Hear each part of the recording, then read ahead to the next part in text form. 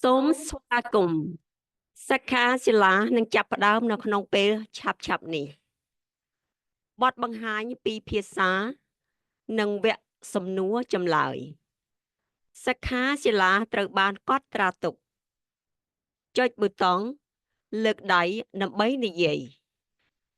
វាយបញ្ចូលសារនិងសំណួរ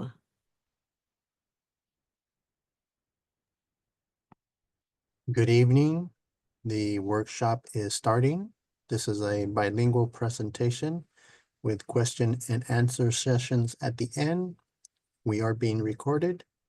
If you have any questions, you can type messages in the chat or raise your hand with the button.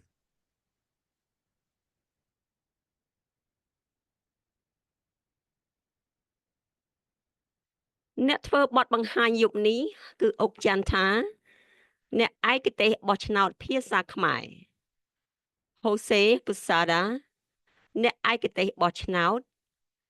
និងអ្នកសម្របសម្រួលកិច្ចប្រជុំ Zoom Rachel Lam អ្នកឯកទេសបោះឆ្នោតថ្ងៃនេះគឺជាថ្ងៃពុធខែមិថុនាថ្ងៃទី11ឆ្នាំ2025គឺជាភាសាខ្មែរ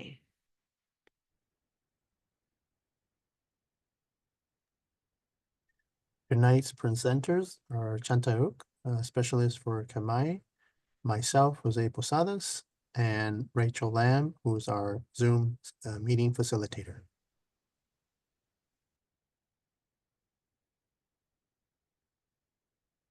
ថ្ងៃទី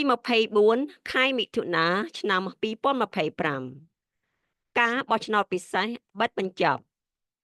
ទីក្រុង San Jose ក្រុមប្រឹក្សាមណ្ឌលទី3សិក្ខាសាលាភាសាអ្នកបោះឆ្នោត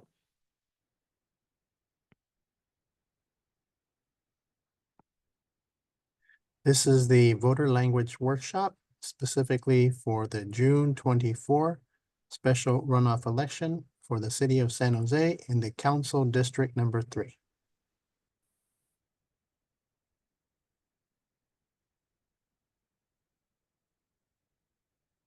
នេះគឺជាមេ website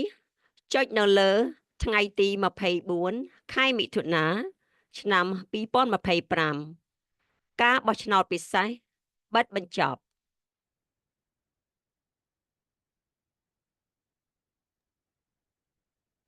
To learn more about this special election, go to our main Registrar of Voters webpage, and on the drop-down menu for the elections, click on June 24 special runoff election.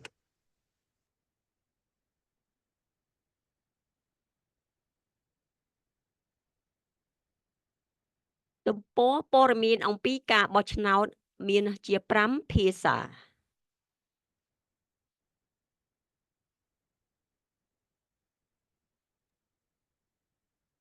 The election information is available in 8 different languages.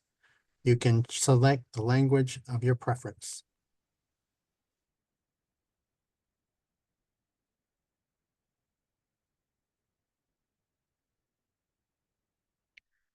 How អ្វីទៅលើសញ្ញាឆ្នោតថ្ងៃទី24ខែមិថុនាឆ្នាំ2025គឺជាការបោះឆ្នោតពិសេសបិទបញ្ចប់សម្រាប់ទីក្រុង San Jose មណ្ឌលទី3បោះឆ្នោតសម្រាប់សមាជិកក្រុមប្រឹក្សានៅមណ្ឌលទី3អាណត្តិមិនពេញលេញមិនទាន់ផុតកំណត់ទូរស័ព្ទជំនួយសម្រាប់ព័ត៌មានទូទៅនៃការបោះឆ្នោតទូរស័ព្ទលេខ408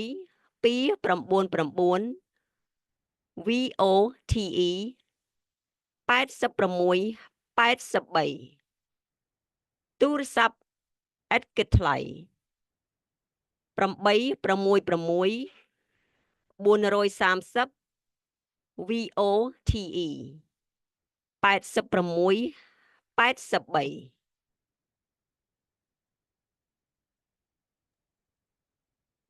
What is on the ballot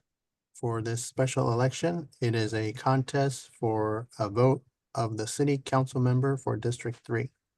to serve a partial unexpired term. If you need support by phone, you can call the phone number listed 408-299-8683 or toll free 866-430-8683.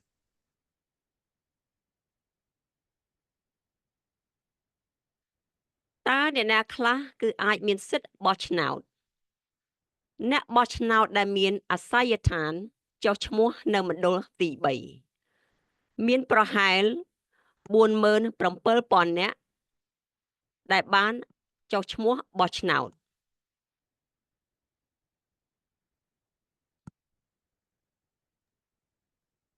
If you are a resident of District 3, you are eligible to vote. There are about 47,000 registered voters. On the screen is a map. If you live in the yellow area, you are likely a registered voter and can vote for this election.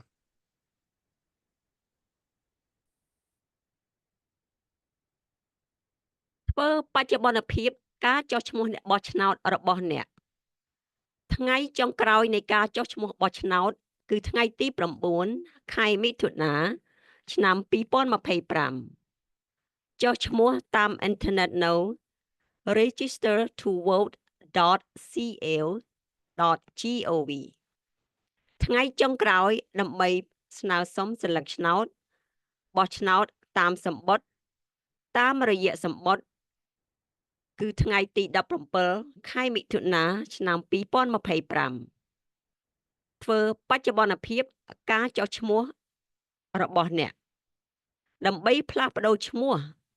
ឬគណៈបកនយោបាយអ្នកត្រូវតែចុះឈ្មោះសារឡើងវិញដើម្បីបោះឆ្នោតតើអ្នកបានផ្លាស់ប្ដូរទីកន្លែងក្នុងរយៈពេលថ្មីនេះទេប្រសិនជាបើបាទចាស់សូមធ្វើបច្ចុប្បន្នភាពអាសយដ្ឋានរបស់អ្នក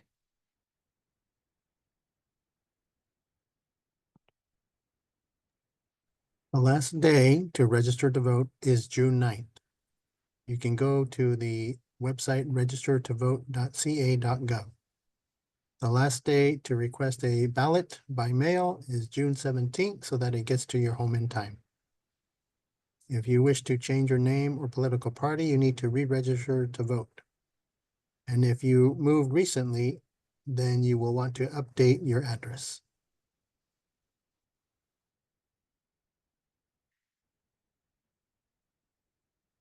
នេះគឺមេហទំព័រ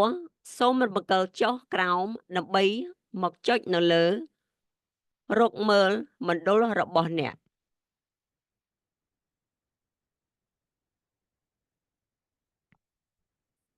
You can find your registration by going to the website and under the popular services, click under the look up your district button.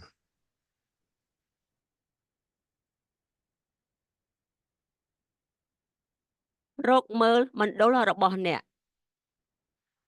ចុចនៅលើតើខ្ញុំបានចុះឈ្មោះបោះឆ្នោតហើយឬនៅ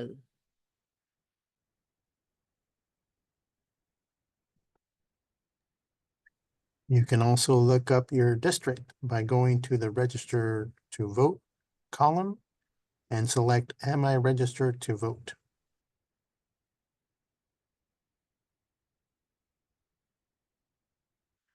រកមើលមណ្ឌលរបស់អ្នកជាភាសាខ្មែរចុចនៅលើរកមើលមណ្ឌលរបស់អ្នកលេខទី2វាយបញ្ចូលអាសយដ្ឋានចុះឈ្មោះអ្នកបោះឆ្នោតរបស់អ្នកបន្ទាប់មកចុចនៅលើប៊ូតុងទៅ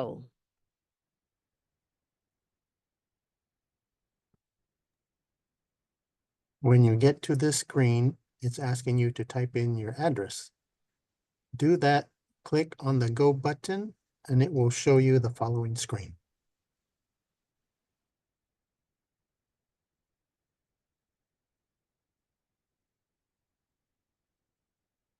ផ្ញើសម្បត្តិច្បាប់ជ្រើសរើសរបស់អ្នកបោះឆ្នោត2ភាសាផ្ញើទៅអ្នកដែលមានសិទ្ធិបោះឆ្នោត45ថ្ងៃមុនថ្ងៃបោះឆ្នោតគឺមានភាសាទាំងអស់នេះ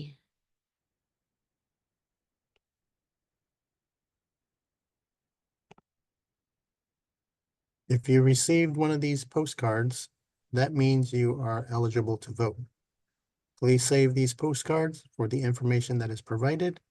that tells you when the voting begins, when the vote centers are open, and your last day to vote.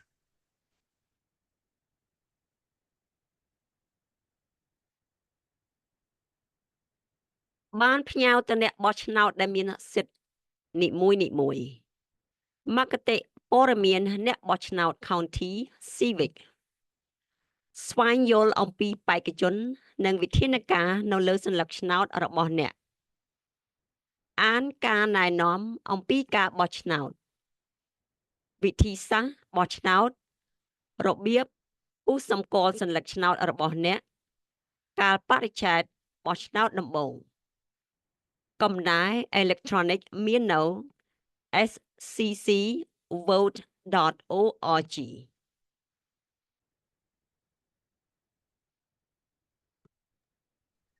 These are the county voter information guides that are mailed to every eligible voter.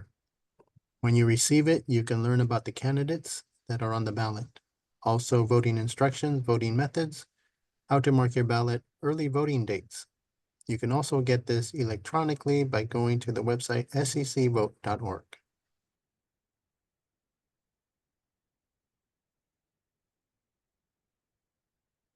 មគ្គតិព័ត៌មានអ្នកបោះឆ្នោត County Civic កំណែជាភាសាអង់គ្លេសបានផ្ញើទៅកាន់អ្នកបោះឆ្នោតទាំងអស់កំណែពីរភាសាត្រូវបានផ្ញើតាមសំបុត្រតាមព័ត៌មានចុះឈ្មោះអ្នកបោះឆ្នោតមានក្នុង5ភាសាភាសាចិន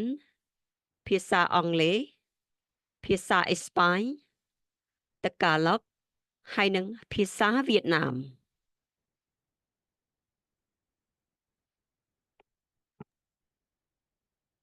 Every voter is mailed an English version of this voter information guide. A bilingual version is available if you requested in another language.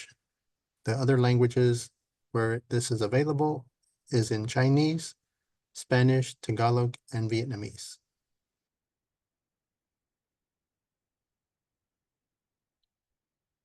សញ្ញកឆ្នោតបោះឆ្នោតតាមសំបុត្របានផ្ញើទៅគ្រប់អ្នកបោះឆ្នោតគ្រប់រូបកញ្ចប់ VBM ត្រូវបានផ្ញើតាមប៉ុស្តិ៍29ថ្ងៃមុនថ្ងៃបោះឆ្នោតស្រោមសំបុត្រពណ៌ខៀវផ្ញើត្រឡប់មកវិញបានបង់ថ្លៃតែរួចហើយប័ណ្ណសញ្ញកឆ្នោតដែលមានការណែនាំអំពីការបោះឆ្នោតប្រអប់ទម្លាក់ VBM និងបញ្ជីមណ្ឌលបោះឆ្នោត sticker ខ្ញុំបានបោះឆ្នោតកុំភ្លេចចុះហត្ថលេខានៅលើស្រោមសំបុត្រពណ៌ខៀវ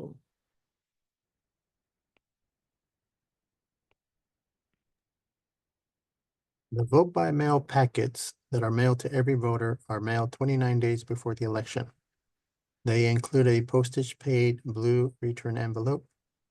your ballot cards with instructions, a list of drop box locations and vote centers, I voted stickers, and please remember to sign the blue envelope before you turn it in.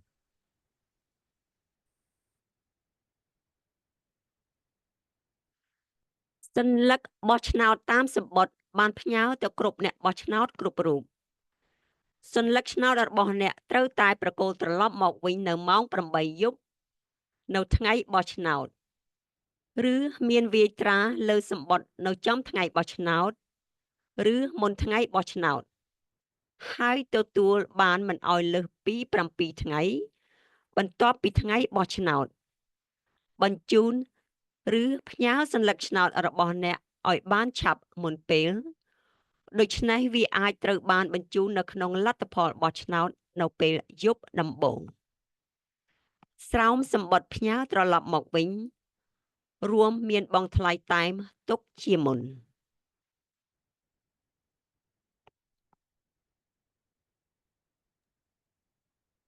Your ballot must be returned by 8 p.m. on election day or postmarked on or before election day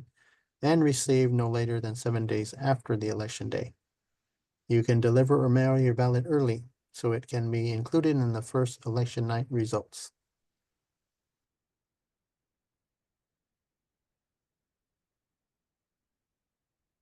របៀបគូសសម្គាល់សัญลักษณ์ឆ្នោតរបស់អ្នករបៀបគូសសัญลักษณ์ឆ្នោតក្រដាស់របស់អ្នកគូសបំពេញនៅលើរង្វង់រាងពងក្រពើទាំងស្រុងនៅខាងឆ្វេងនៃជម្រើសរបស់អ្នកនៅពេលបោះឆ្នោតពីផ្ទះប្រើប៊ិចពណ៌ខ្មៅឬពណ៌ខៀវសូមកុំប្រើប៊ិចពណ៌ក្រហមនៅពេលបោះឆ្នោតនៅមណ្ឌលបោះឆ្នោតសូមប្រើប៊ិចដែលបានផ្ដល់ឲ្យសូមកុំប្រើសញ្ញាឆឹក X ឆូតដូចជាបន្ទាត់ឬរង្វង់ឡើយមិនត្រូវឲ្យមានព័ត៌មានផ្ទាល់ខ្លួនឬសញ្ញាសម្គាល់បង្ហាញនៅលើសัญลักษณ์ឆ្នោតផ្លូវការរបស់អ្នកឡើយការបោះឆ្នោតសរសេរឈ្មោះបញ្ចូលបោះពុម្ពសរសេរឈ្មោះបេក្ខជនដែលមានលក្ខណៈសម្បត្តិគ្រប់គ្រាន់នៅក្នុងចន្លោះទទេដែលបានផ្ដល់ឲ្យហើយបំពេញនៅលើរង្វង់ពាក្យពងក្រពើទាំងស្រុងនៅខាងឆ្វេងនៃចន្លោះសរសេរចូលសូមកុំសរសេរបញ្ចូលឈ្មោះបេក្ខជនដែលបានបោះឈ្មោះបោះពុម្ពឈ្មោះនៅលើសัญลักษณ์ឆ្នោតរួចហើយ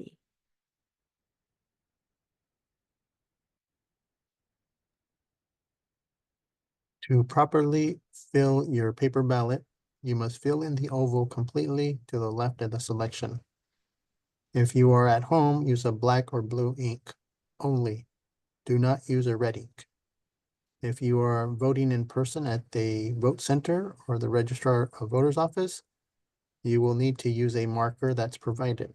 This will make sure that the ink dries quickly and is safe to cast the ballot into the scanner when you are done.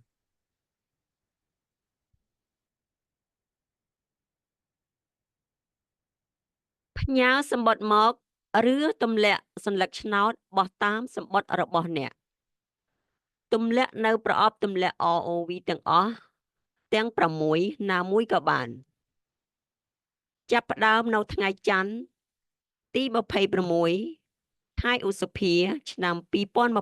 2025បញ្ជីប្រអប់ទម្លាក់មាននៅ www.sccvote.org ផ្ញើវាតាមរយៈ USPS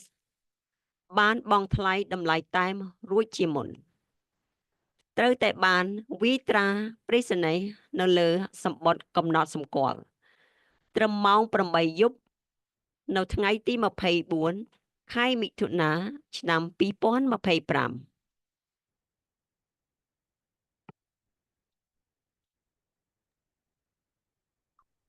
You can drop your vote by mail ballot at 6 Registrar of Voters official drop boxes starting on Monday, May 26th. The list is available on our website, but also included in your voter guide. You can also mail it via United States Postal Service using the prepaid postage, but it must be postmarked by or before 8 p.m. June 24th.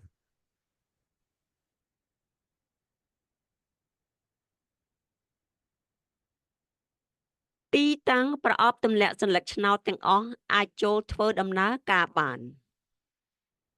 ទីតាំងអាសយដ្ឋានហើយនិងទីក្រុងនៅការិយាល័យ Registrar of Voters នៅជិតទង់ជាតិហើយនៅ Santa Clara County នៅខាងក្រៅ San Jose City Hall ប្រអប់ទម្លាក់នៅខាងក្រៅJoyce Ellington ប្រអប់ទម្លាក់នៅខាងក្រៅមួយទៀតគឺនៅប្រអប់ទម្លាក់នៅខាងក្រៅនៅ East San Jose ប្រអប់ទម្លាក់នៅខាងក្រៅអាសយដ្ឋាននិងទីក្រុងគឺដូចនៅក្រោមនេះ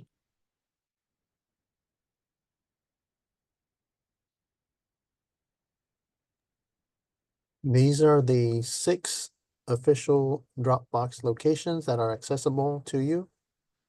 We are at the Registrar of Voters office near the flagpole and also inside the building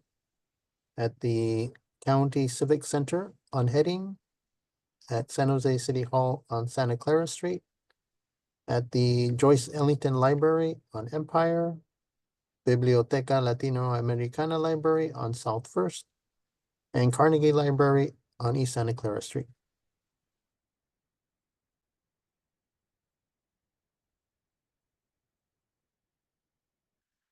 Mandol Bochnout ទាំងអស់ដែលអាចចូលប្រើបានម៉ោងបោះឆ្នោតហើយនឹងថ្ងៃបោះឆ្នោតម៉ោង 9 ព្រឹកដល់ម៉ោង 5 ល្ងាចថ្ងៃសៅរ៍ទី 14 ខែមិថុនាដល់ថ្ងៃច័ន្ទទី 23 ខែមិថុនា 7 ព្រឹកដល់ម៉ោង 8 យប់ថ្ងៃបោះឆ្នោតគឺថ្ងៃអង្គារទី 24 ខែមិថុនាឆ្នាំ 2025 បើកសម្រាប់ការបោះឆ្នោតថ្ងៃសៅរ៍ទី 14 ខែមិថុនាអាសយដ្ឋានមណ្ឌលបោះឆ្នោតគឺនៅ Joy Ellington លេខ 491 East Empire Street ថ្ងៃសៅរ៍ទី 14 ខែមិថុនានៅ Olinder Community Center អាសយដ្ឋាន 848 East William Street ថ្ងៃសៅរ៍ទី 24 ខែមិថុនានៅ Center for Employment Training អាសយដ្ឋានលេខ 701 Vine Street San Jose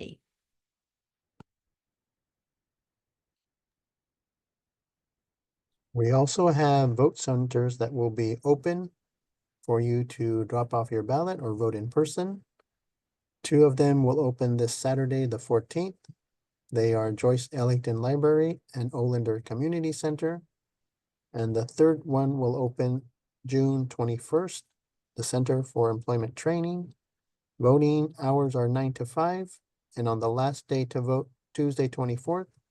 from 7 a.m. to 8 p.m.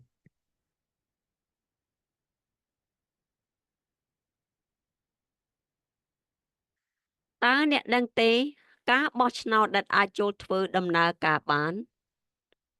អ្នកបោះឆ្នោតដែលមិនអាចគូសសញ្ញកឆ្នោតបានអាចនាំបុគ្គលរហូតដល់2នាក់ដើម្បីជួយពួកគេនៅក្នុងការបោះឆ្នោតការថតសំឡេងនៃមគ្គុទ្ទេសក៍ព័ត៌មានអ្នកបោះឆ្នោត County អាចប្រើបានការបោះឆ្នោតធ្វើនៅតាមចិញ្ចើមផ្លូវសិទ្ធិបោះឆ្នោតសម្រាប់ប្រជាពលរដ្ឋមានពិការភាពអាចចូលប្រើបាន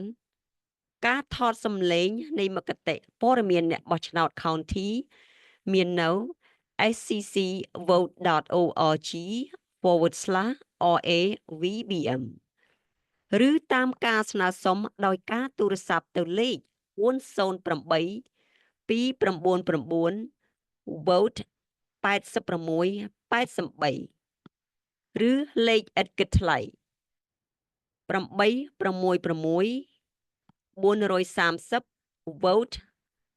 8683 ការបោះឆ្នោតអាចចូលប្រើបានពីចម្ងាយតាមប្រព័ន្ធបោះឆ្នោតសម្បត្តិ RAVBM ច្បាប់រដ្ឋ California អាចអនុញ្ញាតឲ្យអ្នកបោះឆ្នោតដែលបានចុះឈ្មោះទាំងអស់ប្រើប្រាស់ប្រព័ន្ធ RAVBM សម្រាប់រាល់ការបោះឆ្នោតប្រព័ន្ធ RAVBM អាចប្រើបានចាប់ពី29ថ្ងៃមុនកាលបោះឆ្នោតអ្នកត្រូវតែជាអ្នកបោះឆ្នោតដែលបានចុះឈ្មោះបោះឆ្នោតដើម្បីប្រើប្រព័ន្ធនេះសញ្ញាបត្រឆ្នោតរបស់អ្នកត្រូវតែប្រគល់ត្រឡប់មកវិញនៅម៉ោង 8 យប់នៅថ្ងៃបោះឆ្នោតឬដាក់វាយត្រាលើសំបុត្រនៅចំឬមុនថ្ងៃបោះឆ្នោតហើយទទួលឲ្យបានមិនឲ្យលើសពី 7 ថ្ងៃបន្ទាប់ពីថ្ងៃបោះឆ្នោតសញ្ញាបត្រឆ្នោត RAVBM អាចត្រូវបានប្រគល់មកវិញនៅក្នុងស្រោមសំបុត្រ VBM ពណ៌ខៀវច្បាប់ដើមសូមទស្សនា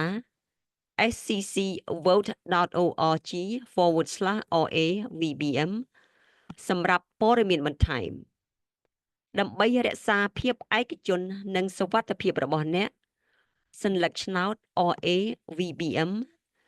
មិនអាចបញ្ជូនតាមអេឡិចត្រូនិកតាមអ៊ីនធឺណិតបានទេ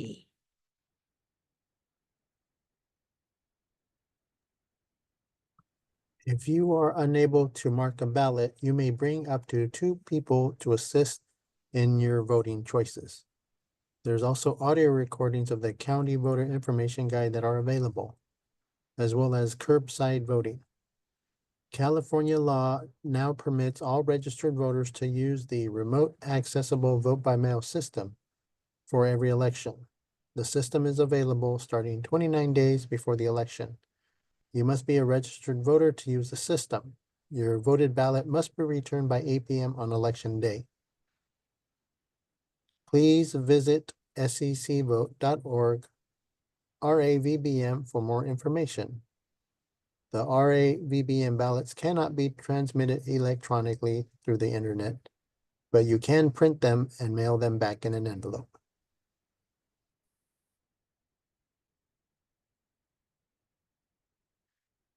ការិយាល័យចុះឈ្មោះអ្នកបោះឆ្នោតគឺអាចចូលធ្វើដំណើរការបាន នេះគឺជាអាសយដ្ឋានប្រអប់ទម្លាក់ VBM នៅខាងក្រៅគឺនៅជិតបង្គោលទង់ជាតិគឺមាន 24 ម៉ោង ប្រអប់ទម្លាក់ VBM នៅខាងក្នុងស្ថិតនៅក្នុង Atrium ចាប់ផ្ដើមម៉ោង 8 ព្រឹកដល់ម៉ោង 5 ល្ងាច បោះឆ្នោតដោយផ្ទាល់នៅការិយាល័យគឺចាប់ផ្ដើមពីម៉ោង 9 ព្រឹកដល់ 5 ល្ងាចនៅថ្ងៃបោះឆ្នោតចាប់ពីម៉ោង 7 ព្រឹកដល់ម៉ោង 8 យប់ ប្រអប់ទម្លាក់បោះឆ្នោតតាមសំបុត្របិទនៅម៉ោង 8 យប់នៅថ្ងៃទី 24 ខែមិថុនា ឆ្នាំ 2025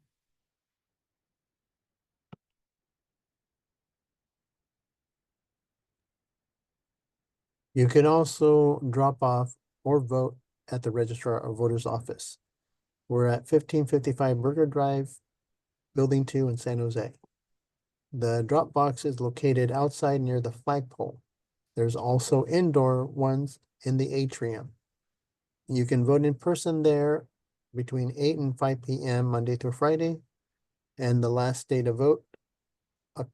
on the 24th from 7 a.m. to 8 p.m. Make sure to drop off your ballots early because the drop boxes will close promptly at 8 p.m. on June 24th.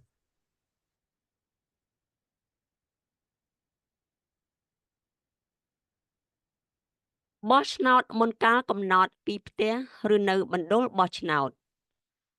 បោះឆ្នោតតាមសំបុត្រចាប់ពីថ្ងៃទី 26 ខែឧសភា សញ្ញាឆ្នោត VBM ត្រូវបានផ្ញើទៅអ្នកបោះឆ្នោតដែលមានសិទ្ធិ បោះឆ្នោតដោយផ្ទាល់នៅការិយាល័យ ROV ចាប់ពីថ្ងៃទី 26 ខែឧសភា ពីម៉ោង 8 ព្រឹកដល់ម៉ោង 5 ល្ងាច ថ្ងៃច័ន្ទដល់ថ្ងៃសុក្រ បោះឆ្នោតដោយផ្ទាល់នៅមណ្ឌលបោះឆ្នោតចាប់ពីថ្ងៃទី 14 ខែមិថុនា ពីម៉ោង 9 ព្រឹកដល់ម៉ោង 5 ល្ងាច ថ្ងៃបោះឆ្នោតមុនកាលកំណត់ 7 ព្រឹកទៅដល់ 8 យប់ ថ្ងៃទី 24 ខែមិថុនា ឆ្នាំ 2025 គឺជាថ្ងៃបោះឆ្នោត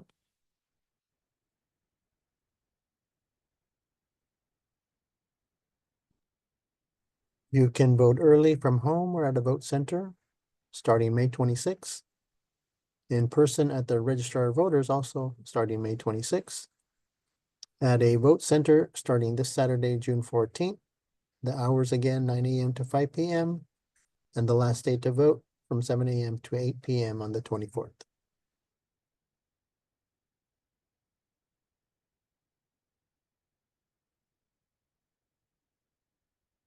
Santa Clara County សញ្ញាឆ្នោត 2 ភាសា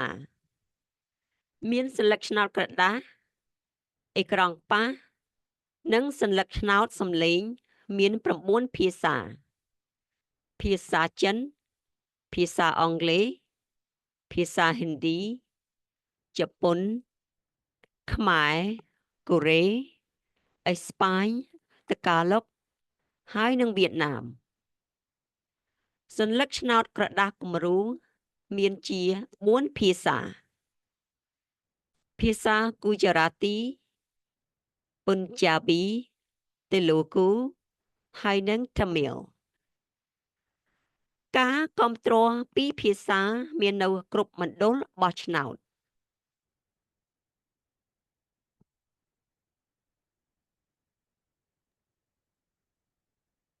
We have bilingual ballots available in paper, touchscreen, and audio. They are available in 9 languages: Chinese, English, Hindi, Japanese, Khmer, Korean, Spanish, Tagalog, Vietnamese. There's also facsimile ballots available in 4 other languages: Gujarati, Punjabi, Telugu, and Tamil. There will be bilingual support at all of the vote centers.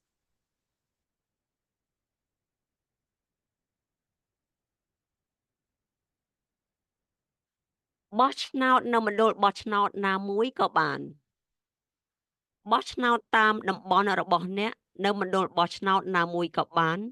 ក្នុងចំណោមមណ្ឌលបោះឆ្នោតទាំង3ដែលអាចចូលប្រើបានអេក្រង់ប៉ះសំឡេងមានសញ្ញាឆ្នោតពីរភាសានិងមានជំនួយការចុះឈ្មោះនិងបោះឆ្នោតនៅថ្ងៃតែមួយការចុះឈ្មោះអ្នកបោះឆ្នោតតាមលក្ខខណ្ឌការចុះឈ្មោះអ្នកបោះឆ្នោត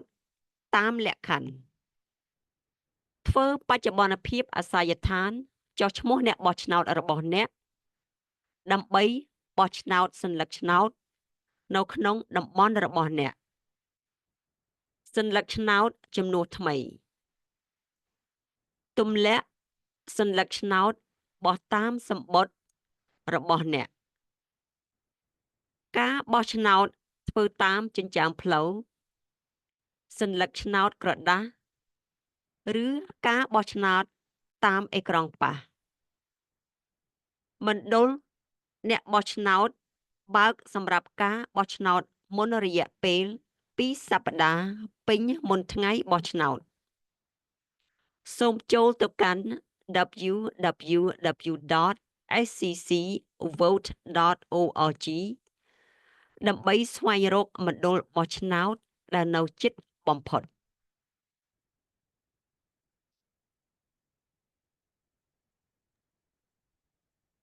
You can vote at any vote center using the touchscreen or audio. There will be bilingual ballots and assistance available. You can also do same-day registration and voting. That is called conditional voter registration. You can update your voter registration address. You can get your ballot replaced, drop off your vote by mail ballot, and there's also curbside voting,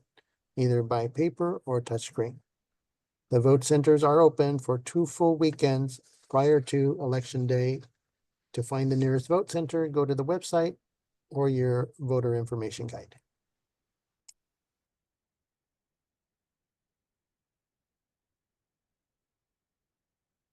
ការបោះឆ្នោតដែលអាចចូលធ្វើដំណើរការបានការបោះឆ្នោតដោយឧបករណ៍ប៉ះអេក្រង់ការបោះឆ្នោតដោយប៉ះអេក្រង់និងការបោះឆ្នោតដោយអេក្រង់ប៉ះធ្វើតាមចិញ្ចើមផ្លូវមាននៅគ្រប់មណ្ឌលបោះឆ្នោតនិងនៅការិយាល័យចុះឈ្មោះអ្នកបោះឆ្នោតមានជម្រើសបោះឆ្នោតធ្វើតាមសំឡេង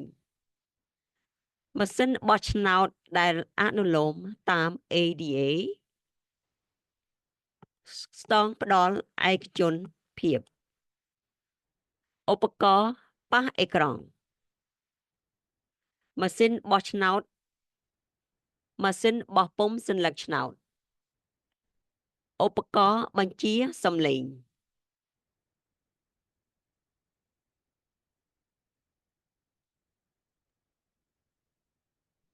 Touchscreen voting is available, as well as curbside touchscreen voting at every vote center. You do have the audio voting option available. They are ADA compliant machines with a privacy booth and a ballot printer and an audio controller as seen on the screen.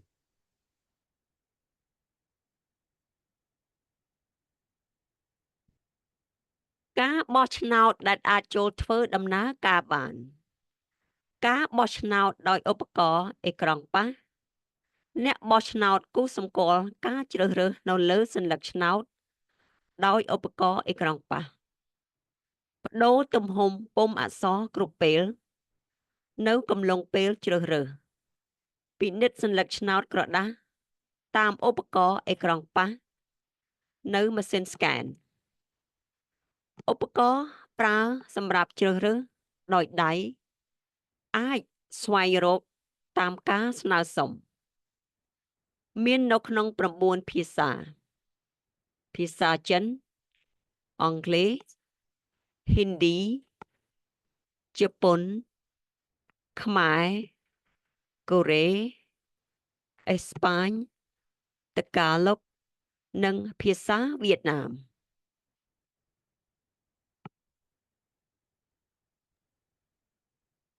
When you use the touchscreen voting method, the voter marks selections on the touchscreen. You can resize fonts at any time during your selection. The paper ballot is cast at the scanner. It is available in 9 languages: Chinese, English, Hindi, Japanese, Khmer, Korean, Spanish, Tagalog, and Vietnamese. And there is a dexterity support selection tool available if needed.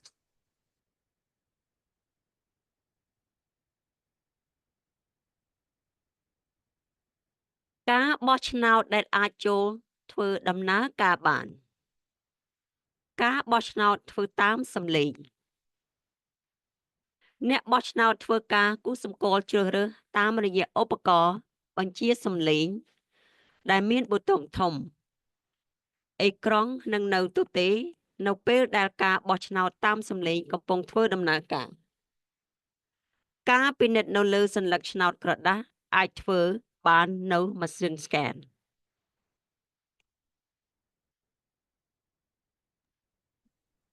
If you are using audio voting, the voter marks a selection using the audio controller with oversized buttons. The screen will be blank when audio voting is in progress. You can use the touchscreen review paper ballot and then cast it at the scanner.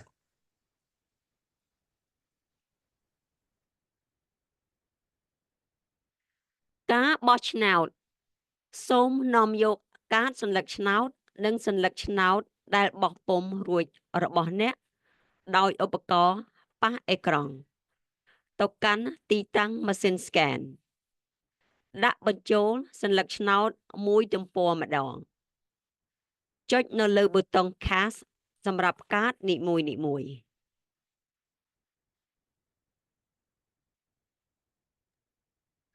Your last step when voting at a vote center is casting your ballot. Bring your ballot card and touchscreen printed ballot to the scanner station. Line up one ballot card at a time. You can review it and then press the cast button for each card and you are done.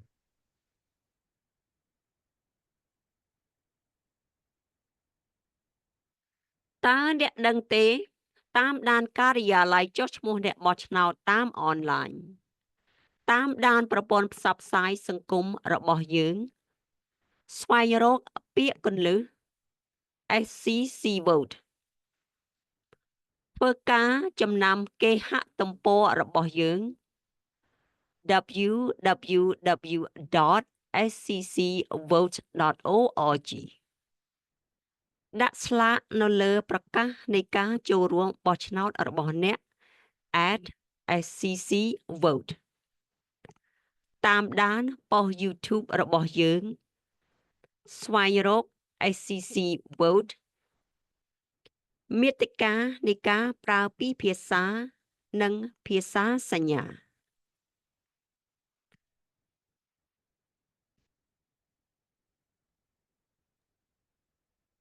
Be sure to follow the Registrar of Voters online in our social media pages. You can search the words SCC Vote. We are on X, Facebook, Instagram, YouTube, and Nextdoor. We also have bilingual and ASL language content and many videos on our YouTube channel.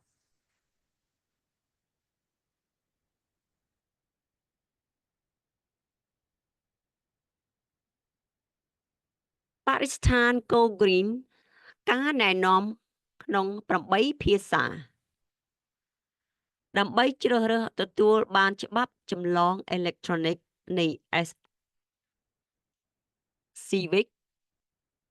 មគ្គតិព័ត៌មានអ្នកបោះឆ្នោតប្រចាំ County តាមអ៊ីមែលសូមបំពេញសំណើចំណូលចិត្តនៃការដឹកជញ្ជូនបានទទួល Civic ដោយសូមចូលទៅកាន់គេហទំព័រ sccvote.org Go Green កម្មវិធីទូរស័ព្ទ sccvote.org Scan QR code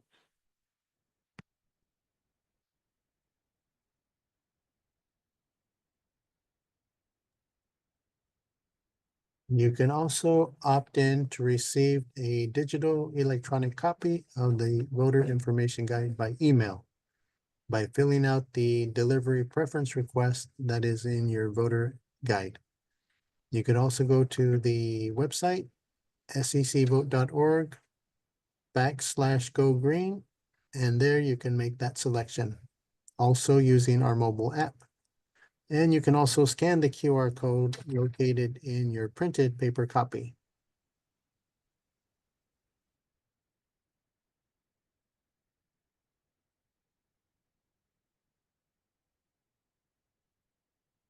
នេះគឺជានីតិសំណួរហើយនឹងចម្លើយប្រសិនបើបងប្អូនមានសំណួរ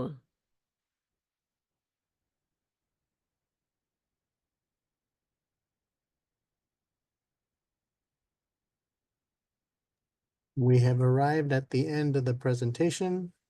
If you have any questions, you can type them into the chat box. If you have your hand raised, we can ask you if you still have a question.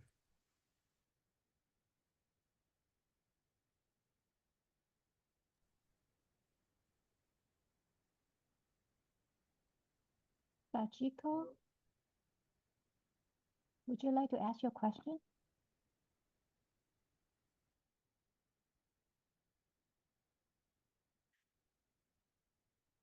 នេះគឺជាបទបញ្ចប់បើសិនជាបងប្អូនមិនមានសំណួរអីទេបើសិនជាមានសំណួរ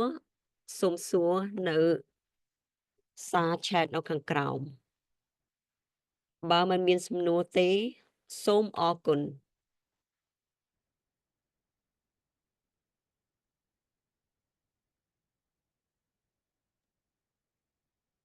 This concludes the presentation. Thank you for joining us tonight. It was recorded, so it will be on our website later. And if you have any questions after the presentation, you can always go to our website and ask a question using our outreach email. Thank you very much.